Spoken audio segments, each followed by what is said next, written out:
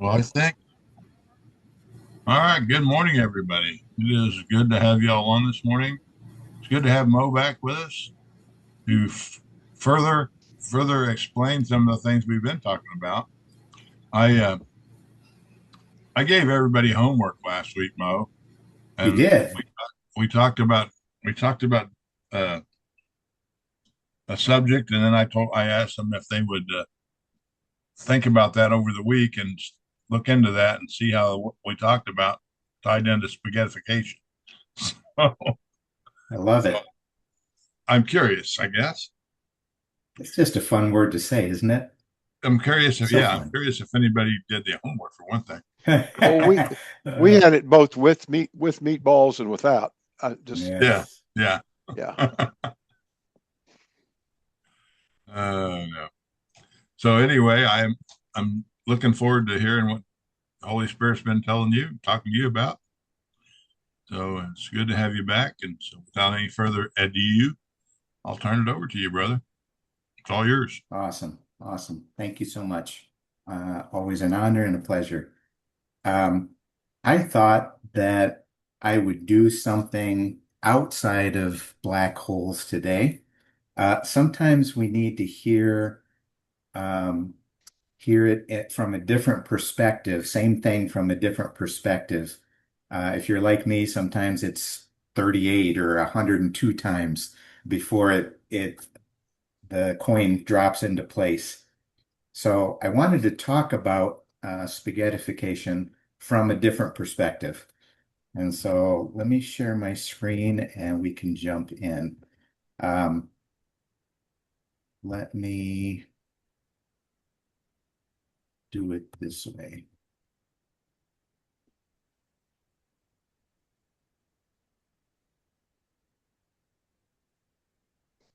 All right, can you see it? The screen behind, is it nice and big? Okay.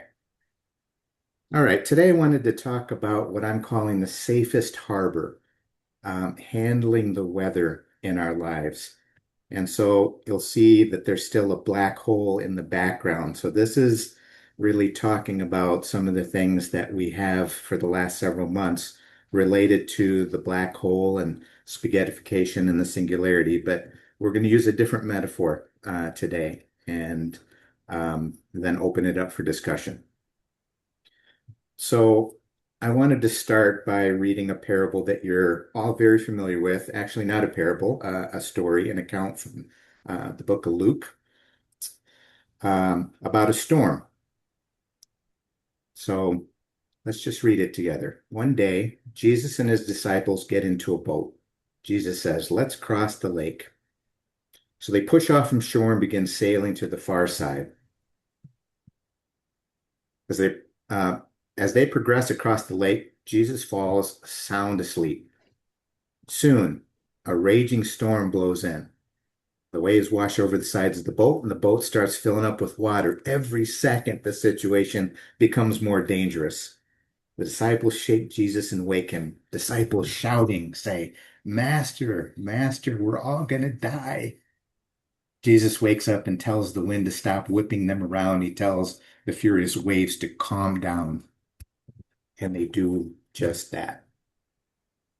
We miss it sometimes because we've read it 150 times, and so we lose the shock value here um, and the angst that the disciples were feeling as the storm hits and Jesus is taking a nap in the back of the boat. So what I'd like to do is take a shot at this story from a contemplative lens. This is something that I've been learning for the last several years. I was inspired by some of the folks in the monastic tradition to sit with a passage and to sort of use a process called Lectio Divina, which is to sit with the scriptures until they sort of take root inside of us instead of just a quick overview. And it's not studying the Greek and the Hebrew, which we can do that as well. But this is just to sit with the story and let the Spirit open it up for us in a contemplative way or a metaphysical way. And I hope what we'll see is that this is far more than Jesus taking a nap in the back of a boat during a storm. So I used to live in Florida for a couple years, and one year we had three hurricanes come across the state, and it's horrific the damage that a storm like this can cause. And years later, there's still recovery efforts. You know, there's steel wrapped around trees 150 feet up in the air because of the strength of the wind in these storms. So they're massive. Here, I'd like to suggest that when we look at the word storm, it's anything that takes away from my peace. Anything. There are two ways that that can happen in the way I'm suggesting. Two ways of navigating a storm in our lives. And so the first is probably the way that most of us are wired to as the default. I pass through a difficult period. This is uh, any of the storms in our lives, and this could be anything from losing a job, having a health crisis, losing a loved one, a financial difficulty, um, horrible work environment. I hate my job, whatever it happens to be um, out there, the circumstances. And then the internal parallel to that, all of the thoughts and emotions that get tied to all of these external things now become an internal storm. So when I say navigating life storms, I mean both external chaos and weather, as well as, and maybe more importantly, internal weather. So I passed through a difficult period is kind of like a ship on the storm. It's the disciples' view as they're heading to the other side and the storm hits and the waters come in and they're panicked and they're shaking Jesus to help them pass through this difficult storm. The other sounds a little strange when you first hear it. Same storm, but instead of saying I passed through the storm or I passed through a difficult period, we can say a difficult period passed through me. All right, what the heck does that mean?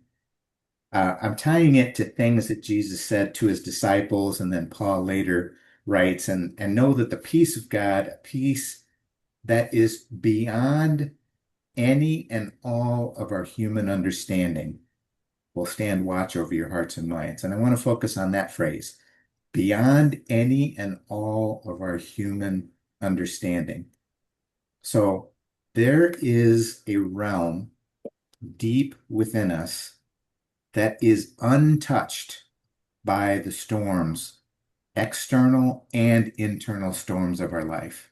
It sits underneath uh, all that chaos, including my racing thoughts about stuff that's happening. If you're anything like me, most of my life, the suffering that I've experienced is mostly the narrative in my head, the narrator that's living in here, the inner roommate that narrates all the things that are happening at the worst times, trying to go to sleep. There it goes. It's racing. Um, and I'm always trying to figure out how to um, get past something in the past, get past the regrets, past the pain, or anxiety about the future, preparing for it, the what if scenarios. What if I did this? What if I did that? So it's almost always a mind racing about stuff that's happening uh, in my life. And just hearing this, a difficult period passed through me, is a different framing. It has nothing to do with getting rid of what's happening. It's falling back into a place underneath all that's happening. And this is the image that sort of comes to mind. So at the surface of our lives, in our body and in our soul. These waves represent external weather and then our internal weather as a result of what's happening out there. It's our thoughts, it's our memories, it's our emotions, it's our sensations, it's our fears and shame and anxiety, all of that stuff, the chaos of that. Well, just like in an ocean, that storm at the surface isn't touching that scuba diver who dives 200 feet down and just is experiencing the depths of peace. It is deadly silent, doesn't change anything that's happening at the surface. It's just a place of unshakable peace. I would call it a peace that passes all understanding. It's a peace that guards your heart and mind in Christ Jesus. When I see the phrase in Christ Jesus, I equate that to the same kind of peace that allowed Jesus to fall asleep in the back of the boat because he wasn't worried one iota about either the storm swirling around them or their fear and panic and their racing minds about what was happening in their heads and in their hearts. From the place of peace that was already in him, he said, "Peace be still." And the outer storms and the inner storms responded. And so I'm suggesting that that metaphor is pointing to a deeper reality than the literal boat, the literal storm, and the literal panic. He's pointing to a reality deep within us that is unaffected by all that's happening, fully present to what's happening, but unaffected and unshakable peace in the middle of the storm. So I would like to have us do something together, if we could, just for 60 seconds. I'm going to set a timer for 60 seconds. And I would love for us to close our eyes and just take a few long, deep breaths. And as we take that set of breaths, 4 or 5 long, deep breaths, just imagine some circumstance that's happening in your life right now that is pulling at your peace, that's trying to knock you off of that inner peace, pull you away from that inner peace, um, whatever that happens to be. And I would ask that you just notice your thoughts and your emotions related to what's coming up. Don't try and get rid of it. Don't label it or judge it or do anything with it. Just in silence, just notice what comes up. And then we'll gather back together in 60 seconds. So let me start that timer now. And if you could just close your eyes and take 4 or 5 deep breaths, I'll come back to you in 60. Start now.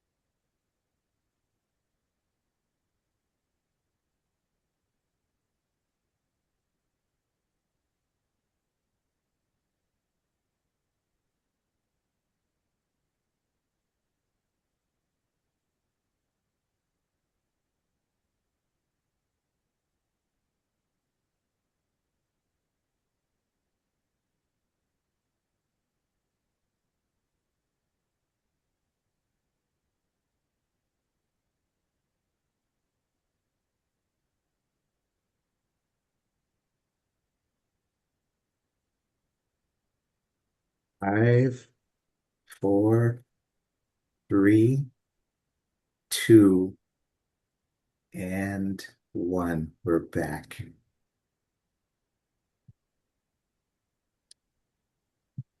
All right. Let me just pause for a second. First of all, I would love to hear what came up for you, either during that quiet time or as we were going through the metaphor of going through life storms or life storms going through us, what came up for you?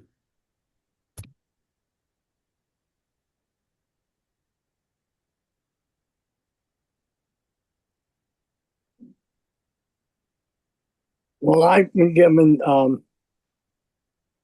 the information that I have 6 months to a year to live, and but at the same time, when I was a young Christian, I was given a rhema that said that before I was born, He knew me, and He ordained me to be a prophet. I have never seen the manifestation of that. And I take heart that Moses was called when he was 40, but he wasn't sent until he was 80. So that's 40 years. So I have that. I also have a thing that I have what I call a peekaboo. And that's when the Lord shows you something very quickly and then He closes it up. And I call that a peekaboo, you know. And I saw myself jumping for joy, laughing and singing and all that kind of stuff, which if anybody knows me, that's not my MO. I'm not one to be jumping up and down and doing that kind of stuff. So I have those two things, and I have the thing that says, and I have the doctors telling me I have 6 months to a year. And it causes confusion. It causes frustration. It causes I don't know how to. Did I hear the rhema right? Am I misinterpreting something, or the peekaboo? Am I misinterpreting the peekaboo? Uh, Physically, I'm doing exactly what the doctor says. I'm dying, and I don't know how much longer I have to live, but they said 6 months to a year. I could live 3 to 5 more years. Who knows? You do understand that the doctor's just practicing and God's given the truth. I do. I do. There you go. Yeah, I do. And mentally, emotionally, and spiritually, I'm in a good place. It's my body that's falling apart. But anyway, my thing is that you asked what came up. That's what came up in me, and the confusion that's caused within me concerning all that. So that's what came up in me. Dwight, I'd love to just share with the rest of the group that I have been the recipient of several very deeply encouraging words that you have offered me over the last year or so. Very deeply encouraging. I believe that that is part of what a prophet's gifting is, to call out something in another person. It's not the doom and gloom that we sometimes associate. It is offering encouragement to call out something. So I believe that personally, you've done that for me. So I just wanted to say thank you. Yeah. The other thing is, all we really have is this moment, right? So what came up for you about the diagnosis of the future? You're noticing the confusion and a little anxiety that comes up when they give you this diagnosis. But in this moment, what you said is emotionally, spiritually, physically, you're doing well. I think the deep encouragement that you've offered came from that moment, this moment. And you're noticing what's coming up. It's whether or not we attach ourselves to that anxiety or that confusion, or we notice it and let it pass through. Life's difficult situations are passing through me rather than I'm passing through So what you're describing, Dwight, is a beautiful example. And again, I just wanted to say thank you.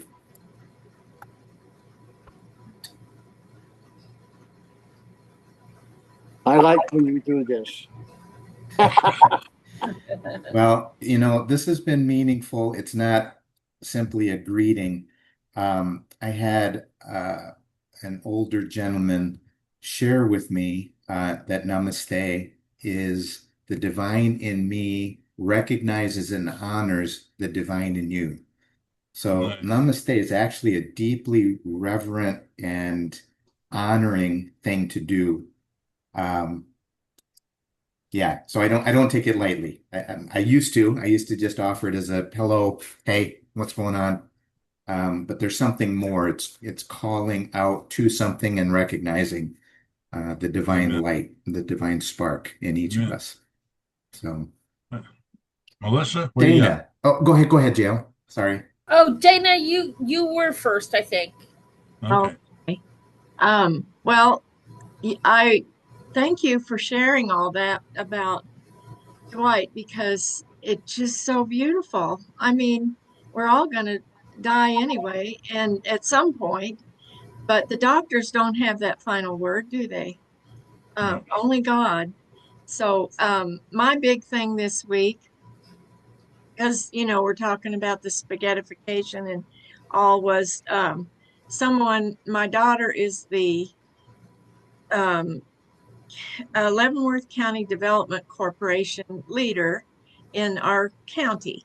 So she was at a city commission meeting and was advocate. There is a big battle over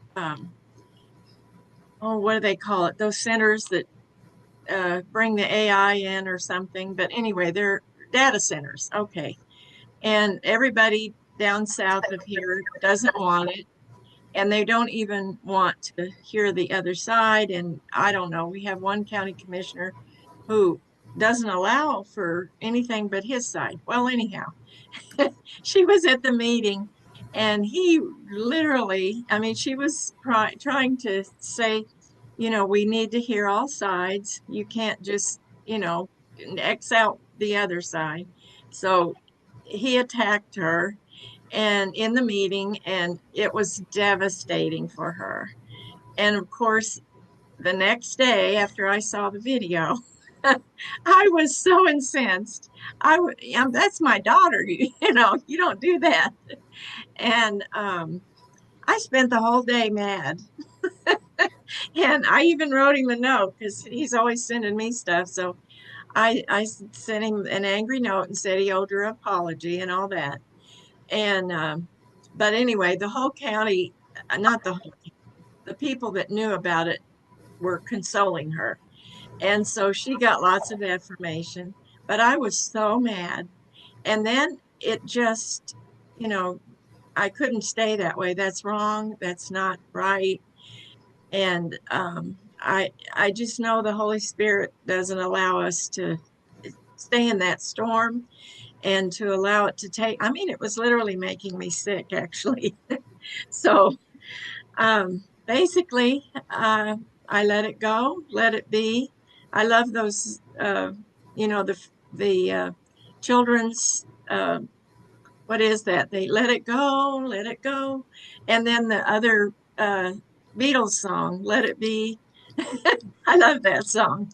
So those things ministered to me as well as, of course, reading the Bible and, seeing, just having my eyes focused the right way. As you say, going inside instead of looking at the storm that's all out there. And I took that on and I didn't need to. But anyway, that's part of me, spaghettification, that your ego is just so strong and it's totally different than what Dwight is going through and stuff. But anyway, I pretty much know what was happening and aware of it. And thank God for actually, it's working for her good. At this point, there's so many people supporting her now, it might change the dynamic of the whole way that people are looking at things. So I can be grateful, instead of this other attitude, which was horrible. And but anyway, that's my story. Dana, may I offer a framing for what you just shared? Yes, please. So I love your honesty that, for the whole day you were mad and almost to the point of being sick. Um, Nothing in our spirit is asking us to ignore or pretend that what we're feeling isn't there. I used to think you got to act polite at all times and never let people know when you're mad. And just if you do, pretend that it's not there or shove it down. Well, guess what that does? It spring loads it so that the next time you're triggered with something like it, boom, there it comes. And it's going to be worse. So the spirit notices and is present to that anger that's coming up. It just doesn't attach itself to it. It just notices, it observes. And what happens when it does that, as we practice that, it just kind of comes up and passes through. And now we can be present and really come alongside your daughter in a healthy way, not letting the ego lead frustrated and angry, where you're probably not going to make the best decision. Does that make sense? Yes, very much. Very, Well, very it's much. it's just so reassuring to know that our spirit is always, always, always experiencing this unshakable peace. Mhm. There's never a moment that it's not. Thank you. And Beautiful. what we're doing is just connecting with that rather than attaching to the feelings, especially like when you mess with my daughter, good, you best get out the way. Uh, But it's okay. That anger is okay to notice and observe and be present with, just not attached to it so that it drags you into it. Yeah. Yeah, Thank you. Thanks for your yeah, perspective. It's very, of course. very good. Very good. Thank you. Melissa, go ahead. Um, how do I? Um, so 2 weeks ago, I was supposed to be contemplating that thought from Meister Eckhart about the unbroken place in me. And then this past week, I was supposed to be contemplating um, JL's assignment, the spaghettification and so forth. And for some reason, the last 2 weeks, I've not done any of that. I have been checked out, and I mean checked out. Just, it's hard to explain. Even my sleep has been off. Everything has been off. Like few nights I didn't sleep at all, and then slept all day during the daytime. I have just been so shut down. Um, so when we just did this 60 seconds, I'm going to try not to again, but my first overwhelming urge was to just cry. I just started crying and I didn't expect it or know where it was coming from, but hey, it's feeling something again. As as I just quietly let some tears come, I heard that it's okay to cry. It's okay. Just let yourself feel this stuff. And Yeah. that's really all. I haven't really gone much further yet. But yeah, my big desire right now is to just wake up, to not be in this numb state, this shut down state and just. But I will say that the whole time through everything lately, and man, there's been some stuff lately. Um, I have felt that core. I have felt that place of peace that is never touched. That is never, I mean, it's there no matter what's going on. I can feel that peace. So, yeah.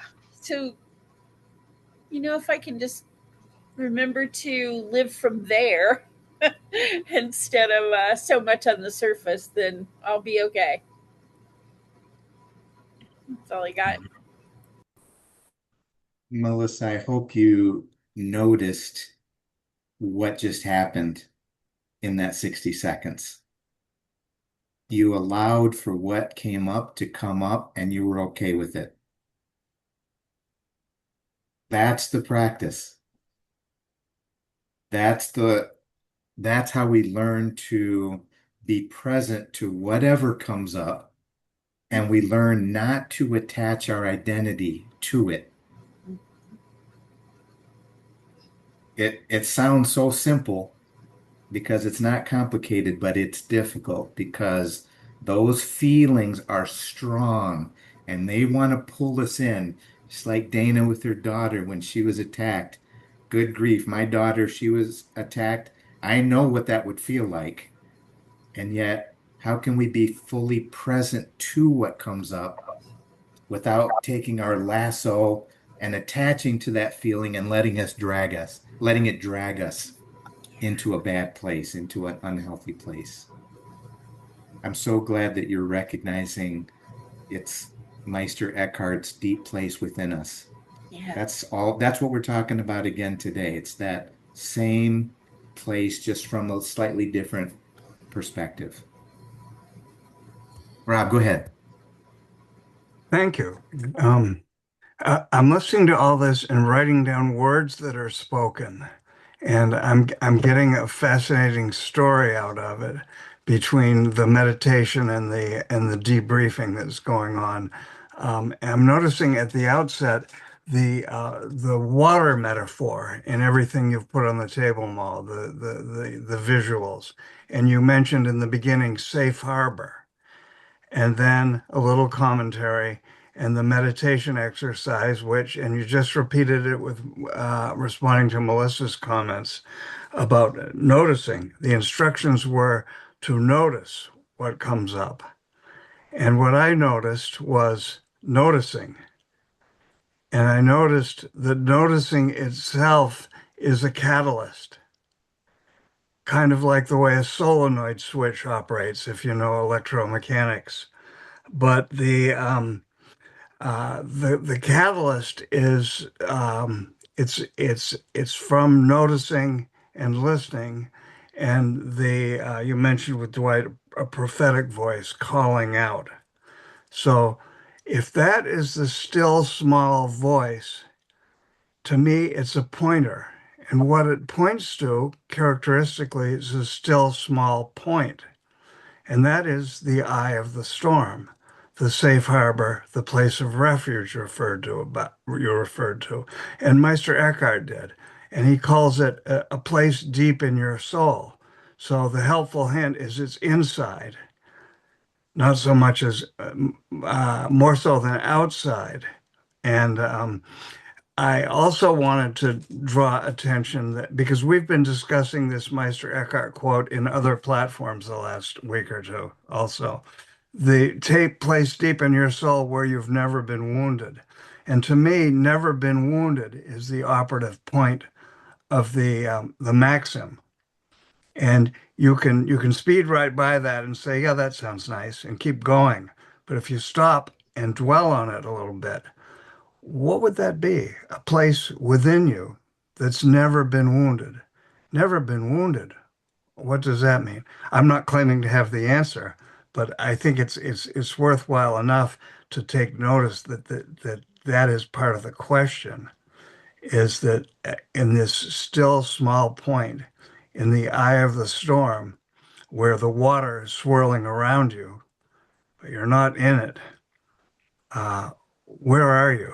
And it's a beautiful contemplation, if nothing else. Just to Rob, why do realize, you, just to realize that that's a possibility, that there is a place. That's huge right there. That's a huge step. Just to realize that there is a possibility that there is a place within us that's never been wounded. I mean, it's incredible. Yeah, yeah, to my point, sure. Yeah. Rob, why do you think it is so easy and maybe even our default when these winds and water are swirling around us? Why is it so easy for our ego to identify with the swirl rather than the center point? What What comes is right to it? mind is Yeah. culture, habituation, Mm, uh, mimetic behavior, Yes. intersubjectivities that everybody holds as reality, but it's apparent reality. And yeah. there's something beneath appearances always, if you notice. Well, You know, don't you think our culture is centered on chaos? Yeah. I think it's centered on separation, and then that separation eventually leads to chaos. Yes. Yeah. Yeah. I think that's why we don't notice this point in the center point. to my And knowledge, that's, you, go ahead, Mo. no, that center point is within all of us, right? That divine spark is not just in those Yeah. who've said something. Right. It's actually the deepest, truest part of each of us. Go ahead, Bob. Look at the image, the symbol of a cross. And if you look long enough, you'll see a center point. Mm, Good. It's to my knowledge, you can't harm someone to the level of their DNA. I mean, you can kill somebody, but their DNA is still present. If they shed skin or lose hair or whatever, their DNA is a part of every part of them, from waste matter to healthy skin. So it would seem that what we're discussing is at or maybe deeper than the DNA level. By the way, Mike Heidel calls it the divine nature attributes.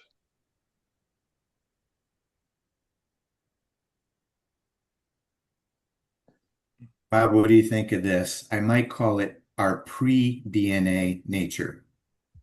Hmm. It gets Well, infused as when part we are of born and kind of develop, but it's pre-DNA. an ingredient of our creation. Hmm.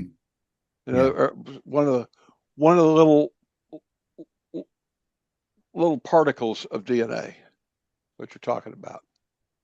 That's very interesting. Lenny, I saw you nodding your head. Did you have a comment, or you always have a comment, a good one? Well, when we started the meditation, I immediately went into things that perfectly explained almost everything you're saying. Because when you said to think of something that's frustrating and kind of look beyond it, what came to my mind immediately was I'm kind of frustrated with a house renovation that I'm working on because a lot of really messed up stuff has come up and it's becoming extremely difficult. So I thought of all the emotions that were coming up, and I started seeing the words naming each one of the emotions as if I had written them on like a whiteboard or something like that. And then I was like, this is a lot of stuff. What's behind all this stuff? Is it the problem or is there some other issues? And then it was like the whiteboard became more like a curtain or a shower curtain. And I was like, I want to see what's behind this. So I grabbed it and pushed it aside to see what was on the other side of it. And there was a dark room with a small child sitting there. And the child was me when I was a small child. except the child was perfectly at peace, didn't seem to have a care in the world. The child was just sitting there, and I was like, how can that child just sit there and have perfect peace in the midst of this difficult situation? And I was like, that child is permanently locked into perfect communion with God and union with God. That is the one and only way that that child could possibly be that stable and that at peace like that. And that reminded me of what who was it, Meister Eckhart had said. That was the core thing that was permanently in peace with God. I, But I would like all of us to pause for just a quick second to take in Lenny's image. Because first of all, I think there might be a blog or a post from Lenny this coming week related to that is going to be for all of our enjoyment. But that was just beautiful. Yes. That was a beautiful imagery. I think our culture has been to act Christian, aka good, when situations come up. And that really deprives us from living from within and really experiencing that knowing, that peace, because we've been so acculturated, to think I'm a Christian and I gotta think this way, I gotta behave that way. And it kind of, you know, messes with the whole uh, thing that we should be experiencing. Dan, Stan, can you give an example of that? Well, just like whenever anything comes up that we are annoyed by or troubled by, we have a tendency to think, well, I can't think this way or I can't feel that way, rather than recognizing it like you've expressed and just allowing it to be without judging it. Um, you know. Compulsion isn't a really helpful ingredient in this process we're describing of discovery. Stanley, you mentioned you have to, you can't, you can't. And that kind of inhibitive, compulsive energy, just it's like rust in the mechanism. but that same message that would tell you how you're supposed to act also tells you you're basically flawed. And I've been thinking about why we cry when we're born. What's the deal? And this goes back to something you may have intimated, Mo. We're coming out into the world. It's been pretty good where we were. In the womb that's a cool place. That's safe harbor. That amniotic fluid is Absolutely perfect. And You don't think certainly it's just somebody smacks us on the butt? I didn't understand Upside down. Yeah, we come out into an environment that is challenging to us. We've been comfy, we've been warm and fed, and I love the phrase, "The mother is the first teacher of the heart." I mean, we've had all this really beautiful things happening, environment we've been living in, and we come out not into a bad environment. I'm not going to a broken world with this. We come out into a different environment. Mm-hmm. And our daughter was born with colic. She had colic when she was a baby. And we discovered that what would calm her when she was crying, I'd take my shirt off and hold her up next to my chest.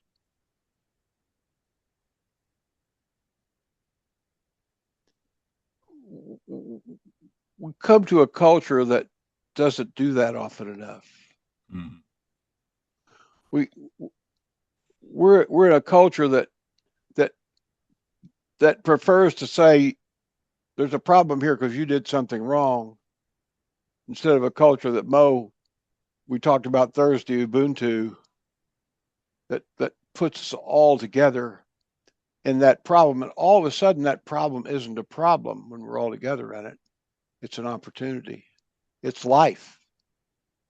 It's a place to. it's a place to see the workings of all of us in union, which is a perfect place. I don't know where it starts, but I do know it's in there, and I know it's not gone just because of what you've been taught, or force fed, or even abused into. Because the one thing everybody will always agree on, the one everybody will say, "Oh," or "Wow," or "That's really cool," or "I want to hear about it," or whatever, is when someone is when someone's just loving on somebody else, when somebody's helping somebody across the street, or helping somebody pick up something they dropped, or taking them out of the ditch, or those things are recognized as our better part, as our better part, and I think our innermost part, by all of us. Bob, you sharing that made me think of the fact that I was born premature, 3 months early, as it were. I weighed 3 pounds 6 ounces, and the doctor. Remember hearing the story that the doctor said I was going to be fine because I had a healthy cry. Mm. Huh. You were going to fight the fight, weren't you, bro? Apparently. Yeah. So that's the basics: heart, lungs, and pancreas. So speaking of the baby being born and crying, it reminded me of something I read actually in two different places within 24 hours. I was thinking about being born, and later I was thinking about dying. But I was reading just from a biochemical point of view, our almost always, basically always, our first breath is an inhale, like a gasp, because nature abhors a vacuum, and it's just the nature of your lungs and survival that you have to fill them. That's your first breath. Scrolling forward, the last breath is almost always an exhale. So that's a bookends. But that first breath and that crying activates the diaphragm. The diaphragm moves oxygen in and out of the body, and that gets the heart going, and the whole cycle begins. But you have to breathe in to be born. You have to exhale to die. And just a beautiful story, and it's actually it's not based on a true story. It's just the true facts of our biochemistry. And the sound is Yahweh. Yahweh. Yeah.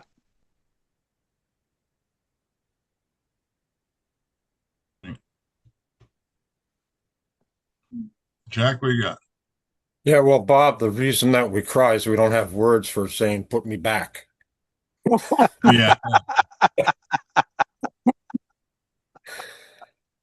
That's true. So, it's interesting. You bring out the storm image, and then the peace. It's in the storm. Jesus was not alone in the storm, and many times when we come into a storm, most of the time we are not alone. And it brings me to remember the time I think I've shared before with everybody about being on a research vessel on 150 miles off Cape Cod and what is called the Banks. And for the storm that came, we had 6 foot rolling waves, nice, peaceful. And within 24 hours, we had 30-foot waves breaking over the bow of the research vessel, which was 30 feet off the water line on a 150-foot water vessel and research vessel. But then also the depth of the storm. Prior to being on a research vessel, I was in the Navy, I was on submarines. In the middle of the North Atlantic, you'd be 400 feet down, below surface, and 400 feet plus.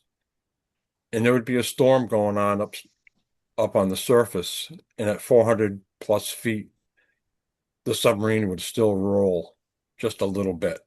Wow. 5 degrees, and we're talking, a massive war machine at that depth. So the storm reaches depths that we don't perceive when we're on the surface, just how deep and how far reaching the storm may be. There's various different types of trauma, and just how deep that cuts and how long it stays with you is up for debate. Jack, I think this is so important, and I appreciate that picture because from the surface, like you said, those storms really carry deep within us, which is why people 40 years later are still identifying subconsciously with something that happened when they were a child. They don't know it, but it's shaping the way that they show up. Why? Because that storm that they passed through had an attachment and it went deep and it stayed with them. I can speak from experience. And maybe the beautiful thing here is that, and as Bob said earlier, there is a point deeper than the deepest point that a storm can ever touch, no matter how traumatic or how painful or how sustained it was. There's a place deeper than that that has been untouched by that storm. And it's, Lenny's child sitting there connected with God, aware of, but absolutely at peace. I think I on some call told a story of Flo going through some old pictures several years ago and came up with a picture of me, probably 1 year old, sitting on my father's knee. Now, keep in mind, my father was gone by the time I was 3, right? I mean, he left, and I saw him once when I was 5, once when I was 18, once when I was 19, once when I was 21. And so, but she showed me that picture, and I immediately wept. Just boom. And as I think back on that, and I thought a lot about it, that was me remembering a place where I wasn't wounded by my father.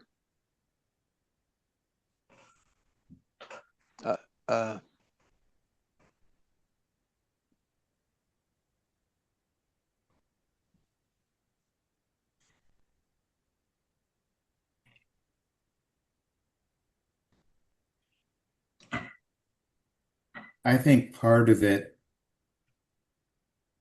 Bob, is, images aren't always enough. But as you were sharing that, I saw an image of your dad putting you on his knee again and saying, I'm proud of you. Well done, young man. Well done. And that's now from a different place. Now, with all of the curtains peeled back, he's been immersed in a love like no other. And now he's got a different vantage point with which he can be present to you. Well, that's the deep place in him. And now what he's calling to is the deep place in you underneath that abandonment. The deep places are visited to the 3rd and 4th generation. That's wow. That's why we value heritage so much. Maybe is it takes us back, consciously or subconsciously, to a place where everything was right, and tells us that it is within mankind for that to happen again. It's with it. It is within the spirit, the spirit of God, the spirit of mankind is the spirit of God. I mean, it was breathed into us. Genesis 1. It is absolutely possible. All the ingredients are there for it to be on earth as it is in heaven. I would say that it is our divine destiny to experience that for every single person. That's the kingdom of heaven that Jesus talked about. Amen. Amen. I got to read Melissa, something to you. before I call on you, I wanted to give an opportunity also for Wasim or Ed, Donna, Joe, if you had anything that came up or would like to share from our time together, I'd love to give you the chance, and then Melissa.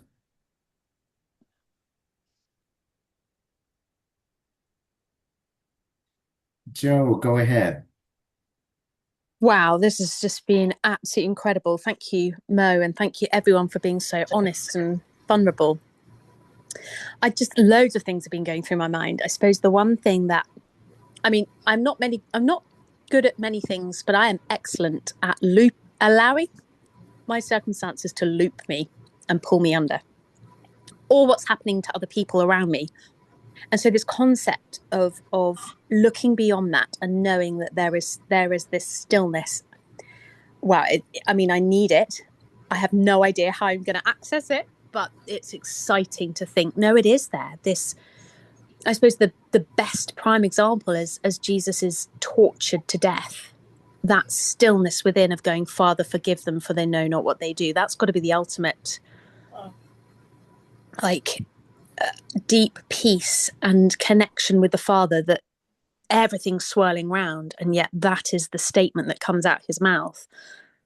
So yeah, it's just been incredibly profound. And I know only one person in my life who, when I say she lives this, and actually this is why I missed last week, is that I went to, my friend renewed her marriage vows.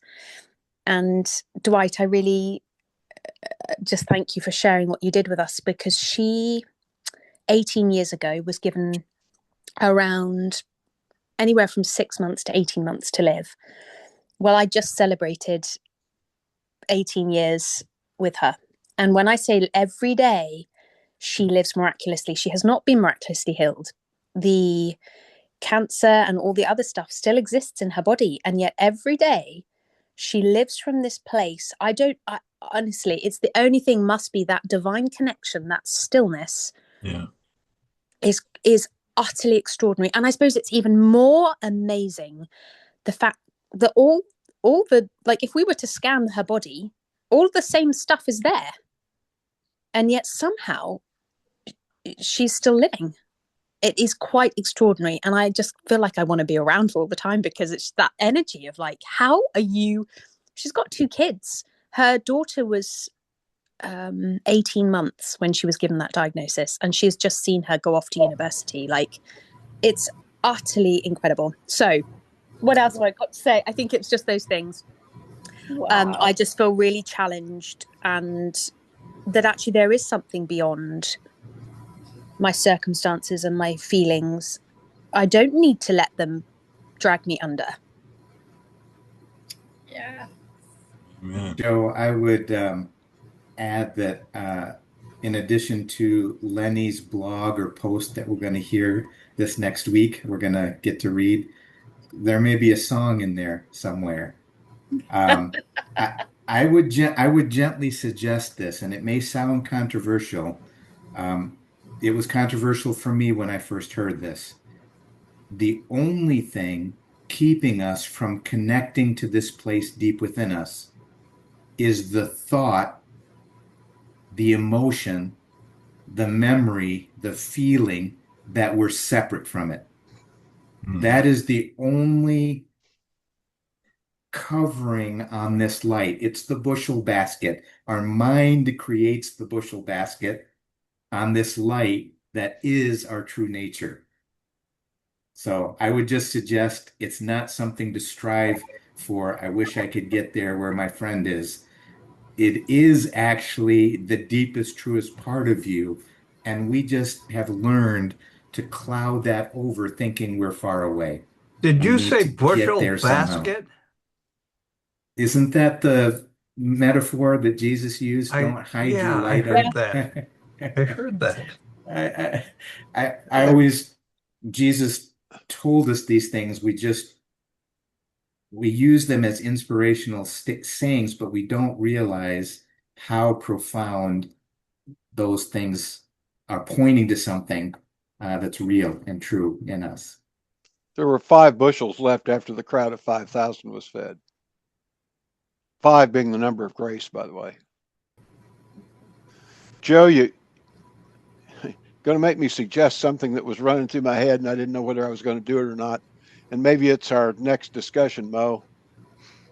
But Jesus had said that day, let's get in the boat and go to the other side. Could it be that all that wind, these are sailboats, right? Could it be that all that wind and that storm was really God's propulsion system to get them to the other side quicker? And think about this. I get the laugh, but think about this. Here is this absolute force of nature that's going to take you where you're going. It's just total power. Power is force times distance. And here's all this force that's going to take you to the other side very quickly. Jesus was so unconcerned with it that he's sleeping. But the brethren are saying, no, we can't get to the other side this fast. And Mo, could that be that bushel basket you're talking about? Could that be that umbrella that keeps us from going at the speed that we can go?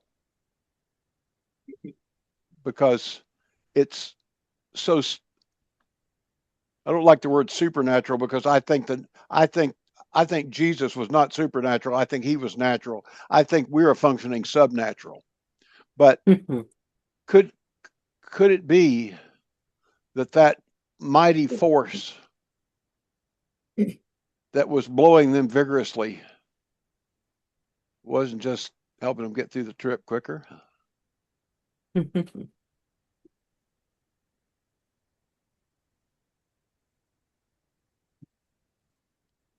I think if I look back, Bob, at my own life, the storms that I've gone through, or maybe from our reframe today, the storms that have gone through me are the ones that peeled away layers that I needed for my growth and for my deeper connection. So there is something to your observation. You're not here doing what you're doing and doing it all over the internet all week long because you were comfortable back there. Right. Because everything was going good. Nor am I. I mean, I went through a horrific storm. And I've thought back more than once. If I just really paid attention to my innermost being, I wouldn't have had to go through that storm. It was full of fear and doubt and disappointment and pain and agony and betrayal and all kinds of stuff. If I just said one day, you know what, I love y'all, but I need to go somewhere else, and packed up my gear and gone, maybe I wouldn't have needed to go through the storm. But the storm propelled me out of where I was to where I am now. And that's really our reframe, the connection to the Spirit, identifying with that deep place in us is the reframe from going through the storm to the storm passing through us. We're not identified with something that's passing through. Remember the impact on Lieutenant Dan when they're out on their shrimp boat and the horrific storm comes. And what does he do? He goes up and lashes himself to the mast. And Lieutenant Dan is changed forever by the storm. He's shaking his fist at God. Yeah, he is. But Lieutenant Dan is a completely different man after that.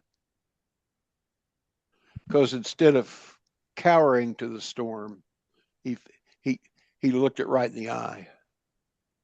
Yep. Jack, I see your hand up. Before we come to you, I wanted to give Wasim and Ed or Donna. So Wasim came off his video. It came on his video. Did you have anything, brother, that you wanted to share?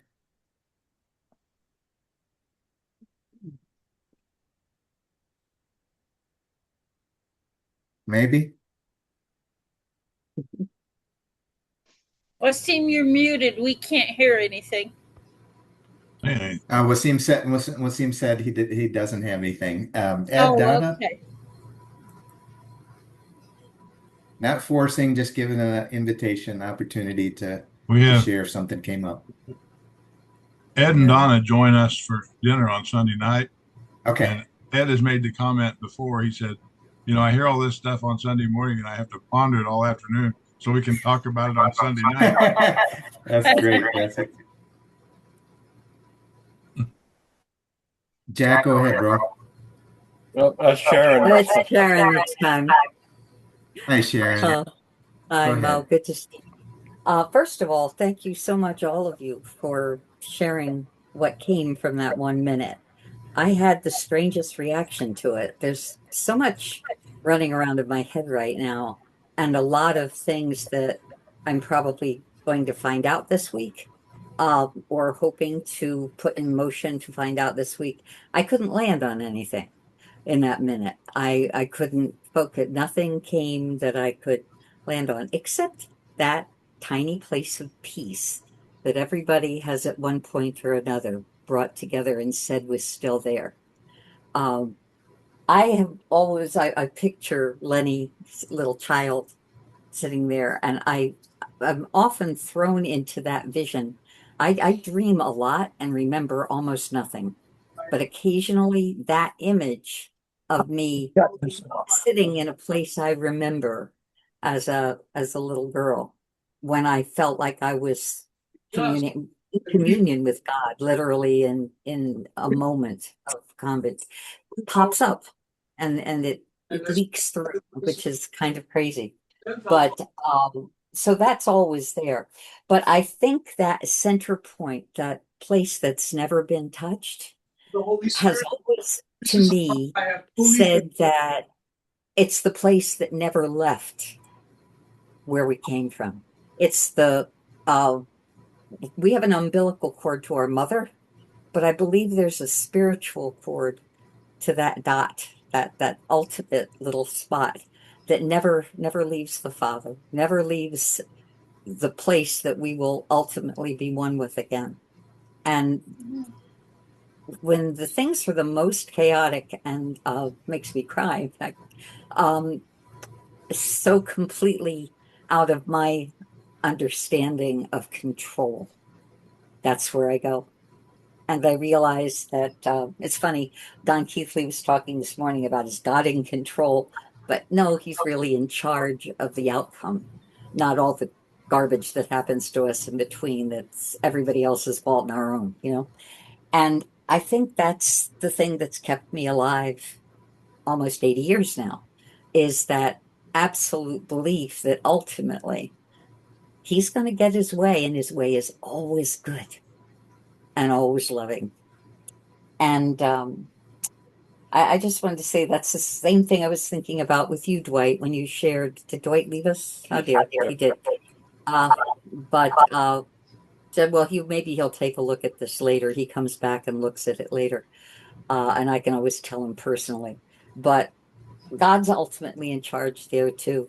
Nothing's going to happen to him at any time that isn't the final outcome that God's picked.